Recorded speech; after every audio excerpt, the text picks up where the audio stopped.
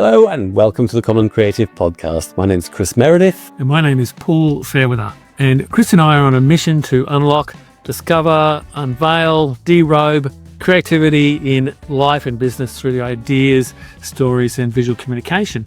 Today's guest is a very special, we have lots of special guests, but this guest is particularly special because he is none other than Paul Fairweather himself. Paul, you're in the hot seat today because you have a new keynote. You've developed a new, I suppose, story to tell about creativity, and I know you're itching to share it with the world, but give us the headlines. What is the keynote about? Yeah, Chris, look, thanks for that, and thanks for having me on my own show. You're welcome, Space. It's like a pleasure. But interesting, actually, to be sitting here and not asking the question. So I don't think I can do my normal doodle and drawing of you, although it is relevant to my new keynote. So, Chris, I did a keynote that I launched at the Professional Speakers Association Australia annual conference held in Brisbane a couple of months ago. And it really is an extension of the work that I've been doing in my workshops, which were called Bold, Brave and Better. But this is called Bold, Brave, Better Together. And it really is an evolution of my thinking about this thing about not only the courage to create, but helping people, inspiring people about the confidence to connect. And what I've learned through, 150 conversations now on the Common Creative, years and years of studying creativity, going to TED, running TEDx Brisbane, all this thing that ultimately it comes down to the connection between people. Creativity, is misunderstood. There's two sides to it. There's the side that we have, the world we live within ourself, inside our own minds, and the world that we take that mind out into. And they're the two sides. And John Donahue, who is an Irish priest, philosopher, poet, wrote that creativity, and he used different words, but in its truest and fullest forms, is the bridge between those two worlds. In my case, that creativity is in speaking, it's in painting, and it's in writing. But anyone that has any sort of creative act, even if it's not in the artistic form, that's the bridge. It's how we help to understand the world of our own mind and how we fit within the world. It's fascinating that, Paul. I'd love to hear more about this idea of creativity as a way of connecting people. But before I do that, I just want to ask about one of our recent guests talked about the importance of performance because it puts you on a stage and forces you to, I guess, communicate more clearly. So has the act of creating the keynote helped you crystallize what your ideas are? Yeah, Chris, I think it's a good question. Look, it's certainly iterative. It's no doubt that it is. And I think that the difference between the learnings from a keynote rather than doing a workshop that might go for 3 or 4 hours, there's a lot less sort of continual talking. So you really have to, in doing a keynote, you have to weave all the stories, the insights together, and you get the immediate feedback from an audience, which is not as direct when you're doing a workshop because people are talking amongst the table, and different tables react differently. So yes, it is very iterative.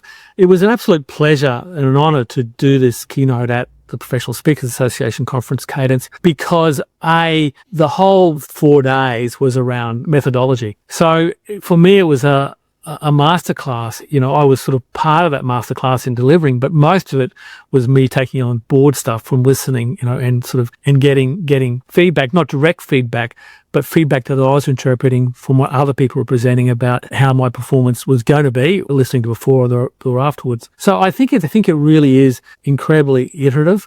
The other thing I was going to say is it's the PSA, Professional Speakers Association, is the best and the worst of audiences because speakers talking to speakers. Yeah, but it's that whole thing about presenting to your colleagues, and most of those colleagues are highly respected in the profession and long-term speakers where in reality scheme of things I'm relatively new to this game.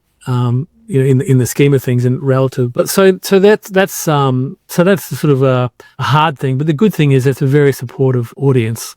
They're there to support you, and the feedback is really really great. And I found it very empowering, both from the learnings from other people, but also from the feedback that I. Paul, I wasn't there myself. I know you got a standing ovation, which is, and let me add my standing ovation to the fact that you got a standing ovation. That was a phenomenal result for you, especially as you said, on such a such a kind of experienced audience. But what do you think led to that audience reaction? Something must have gone beyond just an effective presentation.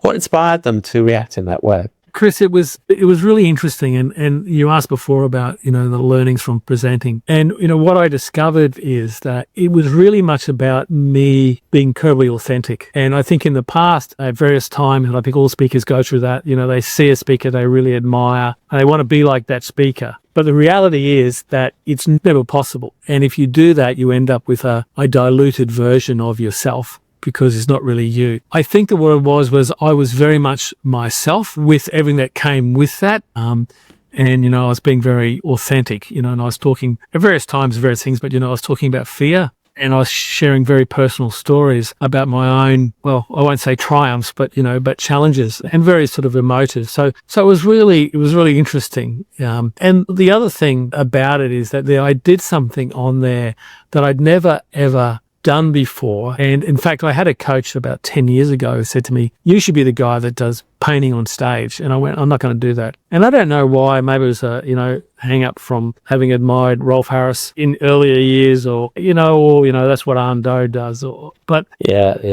I had a resistance against it. But as you know, over the last few years, I've developed a thing. In fact, that we launched it with yourself, where, I taught a group of people to do watercolor lemon, and that sort of was a first step in this, because this was different, because I can paint and talk while I'm painting to explain to someone how to paint a lemon, but it's very different about painting some figures and talking about the importance of connection, because it's like patting your head and rubbing your tongue. If you're talking about the actual painting, it's easy. I'm going to paint here. Yeah, I'm going to paint this and now do this, so it's instructional, but this other thing is different. And so I tried in rehearsal and I couldn't really work it out, so I just had to wing it on the day. And actually it came about because I pitched for this keynote and I was selected as one as 15, but I had to give some more information. I said to the convener, look, I can't remember what I wrote. And he goes, it doesn't matter. I don't care what you do as long as you do watercolor on the stage, because he had been to one of my workshops and he painted a lemon. And I went, great, okay, sure, whatever you want, and then thought, oh my God, how am I going to do this? So it was a real challenge for me. And I think back to your early question, because of that, I was a bit nervous. And when I was doing the watercolor, you could see my handshake. I do have a resting tremor, and in times of stress, it does show up. So that was part of the authentic nature of it, because I was doing something I'd never done before and hadn't been able to do in rehearsal. So I was nervous about it. But I discovered two things. One is that, and I did a bit of both, and someone, again, back for the feedback, people said, look, whilst you're painting, you don't need to talk, because we're intrigued watching you paint. So that was this lesson, and that was a very valuable lesson. So I don't need to talk the whole time. I can shut up and just draw and let people watch. The other thing is, and I found for the second, I did 2 watercolors on stage, is that because I'm painting on a sort of a high table, I can actually have my script beside me and I can read as I paint. So you really can do 2 things at once. Yeah, so I can read as I paint, but I can't talk from memory as I paint. So I worked out how to do it. So, my future keynotes and the since I've done since then is a combination of those 2 things. But anyway, so look, that was a challenge Ian Stevens from the PSA put to me. I was up to the challenge, and it really awakened me, because, as Chris, when we do these podcasts, late I've been drawing people, in fact, doing little watercolors for people during a show, because it's a whole thing that we should talk about in our future book, about the way the brain works, the 3 not an executive, a salient network to release creative thought, that the act of drawing or doodling puts the brain into that state where it is able to access more creative thought, which I think is a really brilliant solution to unlocking those creative juices. Yeah, look, exactly. And look, in my evolution, I've been calling myself a visual storyteller without really knowing what that means, because I've been trying to teach people the importance of imagery, in storytelling. And I do that in the coaching I do with people learning how to present, or wanting to present better, about the importance of images, especially with academics that like to put up, hundreds of words and don't animate, that important, But for me, so it was very, it was a path of discovery to be able to unleash or experiment. And again, back to doing the PSA, whilst I wanted to be the very, very best, it was also a platform where I could experiment. And so it was really, very fulfilling. I'll tell you, the picture that went into my mind, weirdly, was of a free climber those climbers who climb without ropes, they're out there and there's no safety net. And there's you doing something that you've tried in rehearsal and didn't succeed. And here you are now trying it in front of a live audience. To me, I thought that's like free climbing. You've got to put yourself out there and you can't afford to make a mistake. But unless you take that risk, you'll never know if you can do it. So you're the free climber of the common creative, I think. Well, Chris, look, I think it's very kind. I have to say that I don't think it's quite as dangerous as free climbing to be doing some watercolor. There's not a lot of people, Jack Long. I'm going to challenge you on that because I think you said that the reason they got such a powerful reaction is that you were being vulnerable. There were authenticity, I think was the word you used. And I think it is an act of bravery to be that authentic and to be vulnerable on stage. And in fact, the question I was going to ask in my mind is the idea that everyone should do a keynote. Everyone should force themselves to come up with some ideas and challenge themselves to express those ideas to an audience, because that act of performing helps you crystallize those ideas. That my question was, how could somebody listening to this learn how to be that vulnerable, how to be that authentic? Because I think many of us are happier hiding. And you haven't hidden. You've done the speaking equivalent of free climbing. Yeah, look, Chris, I think that's an interesting point, and I think there's probably a tipping point, on that, because that level of vulnerability for most people will prevent them, stepping up to the plate, or stepping up to the cliff face. So go with your analogy. Oh, besides, I love the analogy. Dangerous creativity. Dangerous, yes. So I think it's hard, but actually it's so interesting you mentioned that, because I have a very good friend that I meet once a week for coffee, and he's a doctor, he's an anaesthetist, he's a specialist, and he spends a lot of time reading because, in theatre, he doesn't have to be there like the surgeon the whole time. He just got to listen to the beeps and he prints stuff and he reads constantly. So he's an incredible reader. I probably read 50 books a year. He probably reads 150 books a year, plus articles and things. And obviously I talk to him about the work I do. He knows I'm an artist. He has some of my works, but he's also an avid collector of art. He collects books and he collects art.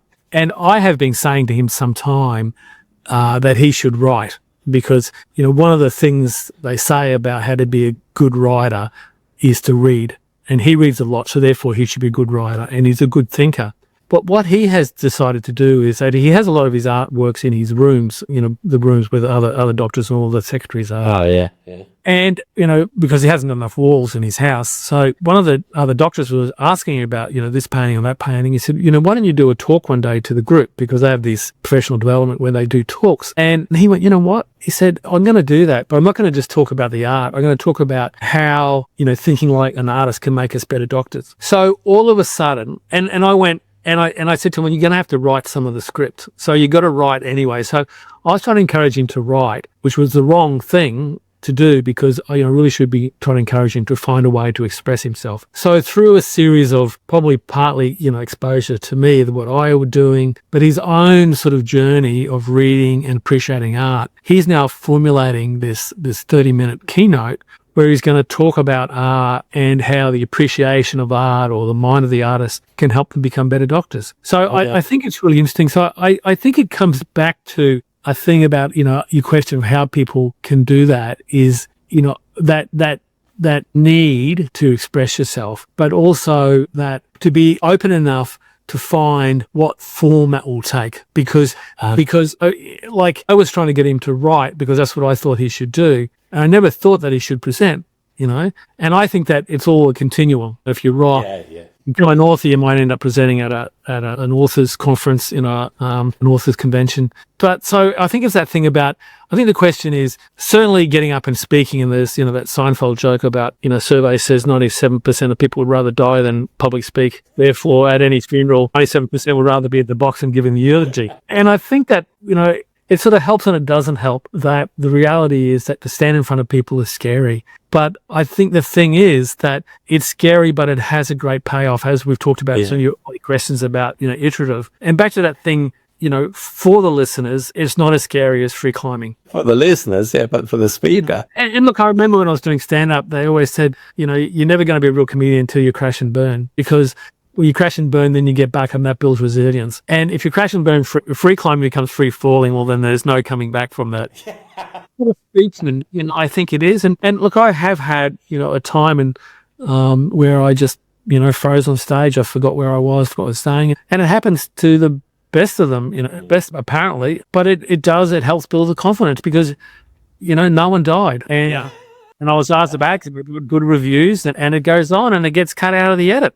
So it doesn't really matter because, and I think that, again, back for me is there's two things. Years ago, someone said to me, in fact, it was a colleague of mine who gave me a reference and said that, Paul, you are equal parts Zen and espresso. And I think that really does describe me. But more recently, Neil Ford, who's been on our show twice, great, said to me in one of the workshops that I attended that he runs, he introduced me as someone that had a quiet charisma. And I really like that. I really like the fact that, when I look at myself on video, I want to be, in my heart or the back of my mind, I want to be more like you on stage, Chris. Open, brass mold, bounce around the stage. But I'm not like that. You in stage, like I'm different. And I think the big thing for me in this latest iteration of my keynote is to really embrace that. And part of that was embracing the fact that like I'm doing some watercolor, I'm shaking a bit as I do it. And I never shake when I do watercolor. I do watercolor all the time. But it was because of that expectation that I had that put me into that zone. And again, to answer that question, that was the vulnerability that someone said to me, who's a very sort of renowned speaker. He said that what I loved about your talk was it was concurrent. And I wonder, what do you mean concurrent? Because, well, you were talking about fear, and I could see it that you were anxious. I could see that. Yeah. Didn't detract from the power. In fact, it added to the power. Maybe it added.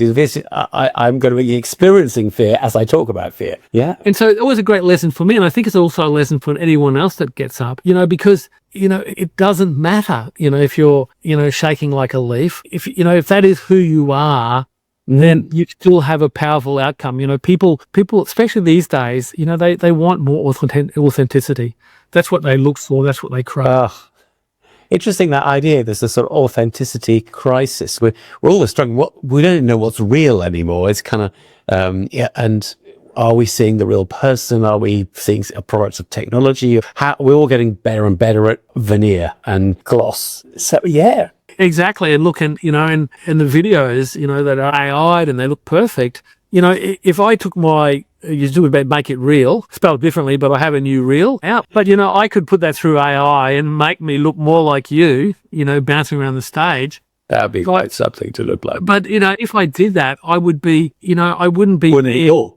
And because when I'm deadpan and deliver my jokes, they wouldn't be as funny, because not that you don't tell funny jokes, Chris, but I'm just saying that, it's not me. So I think it really is about this thing. And I, again, I had those feedback about, quiet charisma from someone and other comments. So it's just like going, that's who I am. And back again, it's a very different energy to delivering a keynote than to do a workshop, because the workshop, there's more activity, and it's very easy to get the energy up from the room by getting into activity. Now, having said that, in my keynote, because I can't help myself, there is a 5-minute audience interaction part where people do something, which is 5 minutes. I get up out of my 45. But I think it's very important because, again, it's really about people connecting, and it's that's exactly what I was going to say. Is your message is that this creativity connects people, and there you are challenging people. Like I've seen in the clip, you break them into pairs, and then there's a drawing exercise. I think I'm right saying you challenge them to draw the other person in their pair. And I'm guessing all of those individuals go through that crazy process of,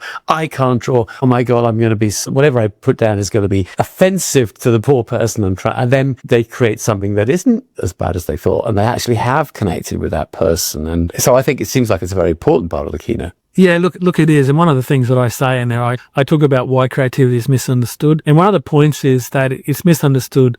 It comes from a quote from a guy called David Brooks. And he says that to see someone well is an act of deep creativity. And whilst he unpacks that a little bit differently in his book, what I take away from it is the fact that to see someone well, we have to look past our prejudgments, our biases, our first impressions. And to really see that person deeply, that person has to have to feel vulnerable enough and trust enough to be able to drop their mask so we can see them. And that's the only way we really reconnect. So this exercise, which is a very simple exercise, it's just a little step towards that, because, there's not, and some of those people in the room are strangers that have turned to each other and gone, and for 2 or 3 minutes, they've got to look at each other in the eye. Now, this isn't therapy, or maybe it becomes therapy, but maybe even some people have known each other forever and never really looked at each other in the eye. And so there is that confrontation. It's a little bit confronting, but in the end, it's like a great joke. There's a tension. When they show each other the image, there's enormous laughter, and then other bit I try to unpick is that the first thing people do is, at least half of them apologize. I'm sorry, look at what I did.